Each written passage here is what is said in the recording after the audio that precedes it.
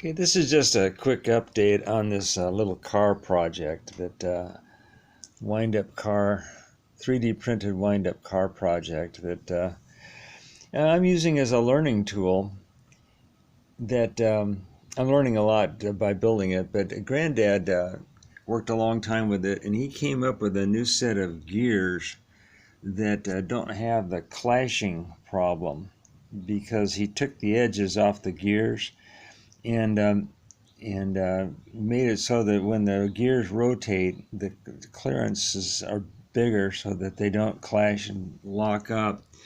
And he posted a link to it, and this is the what they call slicer.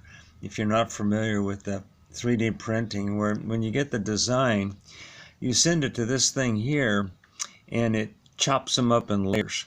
And the printer can take each layer and lay it down on the build plate and build up your objects. And that's the array that Grandad posted of the parts that he has modified for this little car to make that car run all the way down his kitchen floor.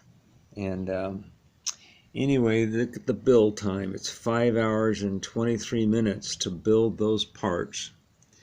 And anyway, this is what the downside of the 3D printing is, the amount of time that you spend building something like that. And these are some of the other parts that I have built that don't work so good. But anyway, that's just a quick update on where I am with this 3D print project. Thanks for watching.